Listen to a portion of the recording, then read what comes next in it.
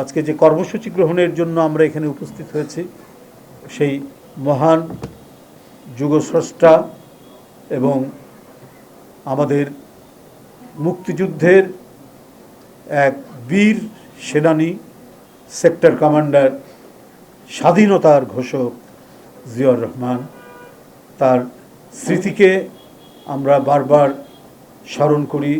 তার স্মৃতি আমাদের সব সময়ের জন্যই জাগরুক, দেশের মানুষের জন্য জাগরুক। তার শাহাদাত বার্ষিকী উপলক্ষে আমরা তাই কর্মসূচি গ্রহণ করেছি। সেই কর্মসূচি এখন আমি আপনাদের সামনে জানিয়ে দিচ্ছি।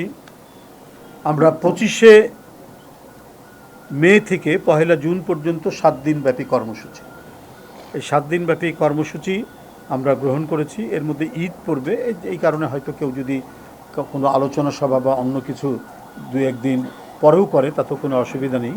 তবে আমাদের কর্মসূচি 25 তারিখ থেকে 1 জুন পর্যন্ত এটি চলবে। শাহাদাত বার্ষিকী উপলক্ষে পোস্টার প্রকাশ করা হবে। শাহাদাত বার্ষিকী উপলক্ষে বিভিন্ন অঙ্গ সংগঠন তারা আলোচনা সভা, পোস্টার প্রকাশ করবে। এবং 31শে মে রবিবার বেলা 2টায় বিএনপির উদ্যোগে রাজধানীর রমনাস্থ ইনস্টিটিউশনে যে দলের পক্ষ থেকে যে আলোচনা সভাটা হয় সেই আলোচনা সভাটি অনুষ্ঠিত হবে। এটি 31 তারিখে বেলা 2টার সময়। আমরা একদিন পরে এটা রেখেছি, কারণ 30 তারিখের আগের দিন হচ্ছে ঈদের পরের দিন, তো সেই কারণে আমরা এটা রাখিনি। কারণ ঢাকা থেকে অনেকেই ঢাকার বাইরে চলে যাবেন, গ্রামের বাড়িতে যাবেন, এই কারণে আমরা 31 তারিখে এটা রেখেছি।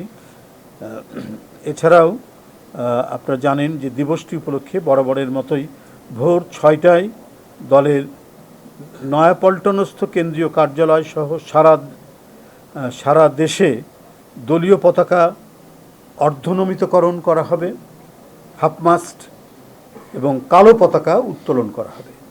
ওই দিন অর্থাৎ 30শে মে ভোর 6টায় নয়াপল্টনস্থ কেন্দ্রীয় কার্যালয়ে দলীয় পতাকা অর্ধনমিতকরণ ও কালো পতাকা উত্তোলন করা হবে। ওই দিন সকাল 11টায় দলের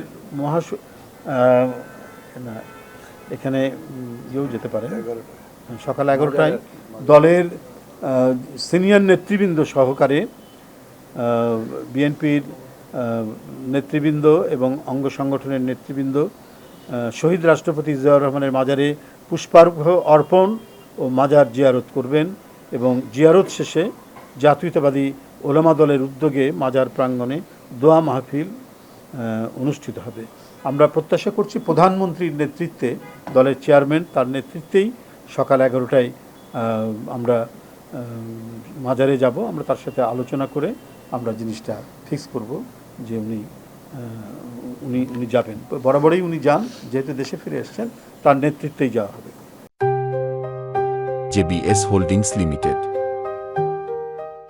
দুস্থদের মাঝে কাপড়, চাল, ডাল সহ খাদ্য সামগ্রী বিতরণ করা হবে। মানে শুকনো যে জিনিস আছে সেগুলো আমরা বের করব। এইভাবে সারা দেশে বিএনপির উদ্যোগে শহীদ রাষ্ট্রপতি জিয়াউর রহমানের 45তম শাহাদাত বার্ষিকী উপলক্ষে সারা দেশে জেলা ও মহানগরী সহ সকল ইউনিট এবং উক্ত ইউনিটসমূহের অধীনস্থ সকল ইউনিটে কার্যালয়ে 30শে মে ভোর 6টায় দলীয় পতাকা অর্ধনমিতকরণ, এটা বলেছি, ও কালো পতাকা উত্তোলন করা হবে। এবং নিজ নিজ এলাকার সুবিধা অনুযায়ী আলোচনা সভা, দোয়া মাহফিল ও দস্তুদের মাঝে কাপড়, চাল, ডাল সহ খাদ্য সামগ্রী বিতরণ করা হবে।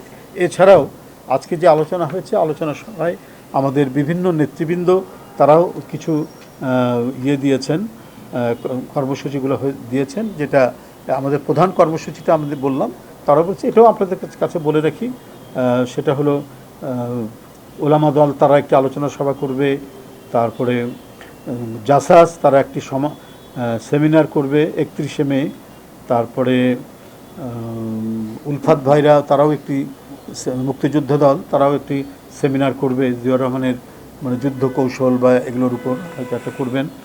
তারপরে আবুল কালাম তাঁতি দল তারাও আলোচনা সভা করবেন, পোস্টার করবেন। ছাত্রদল নাসির তিনি বলেছেন যে ওই দিন বিভিন্ন কার্যালয়ে সেখানে কর্মসূচি করবে, আলোচনা সভা করবে। কৃষক দল আলোচনা সভা করবে, শ্রমিক দলও আলোচনা সভা করবে। আর হলো আমরা আরেকটা জিনিস যেটা বলতে চাই যে আজকে আমাদের নেতৃবৃন্দর সামনে সবাইকে বলেছি, জনদুর্ভোগ সৃষ্টি করে এই ধরনের কোনো কর্মসূচি কেউ করবে না। যেমন একটা রাস্তার মোড়ের উপর হয়তো একটা মঞ্চ করে সেখানে হয়তো আলোচনা সভা শুরু করে দিল, এইটা আমরা একবারে খুব কড়াভাবে আমরা তাদেরকে নিষেধ করব যে ফাঁকা জায়গা, বাট বা অন্য কোনো জায়গায় তারা কর্মসূচি করবে অথবা কোনো অডিটোরিয়াম, কিন্তু রাস্তা বন্ধ করে কেউ কোনো কর্মসূচি পালন করতে পারবে না। জাসাস আরেকটা বলেছে, যদি প্রধানমন্ত্রীর প্রোগ্রাম হয় তাহলে এফডিসির সামনে তারা একটা মানে স্পট তারা করতে চায়। এই হচ্ছে আমাদের মোটামুটি আজকের আলোচনা সভার কর্মসূচি, আমরা এটাও জানালাম। আর আমাদের মূল কর্মসূচিটা আপনাদেরকে জানিয়ে দিয়েছি।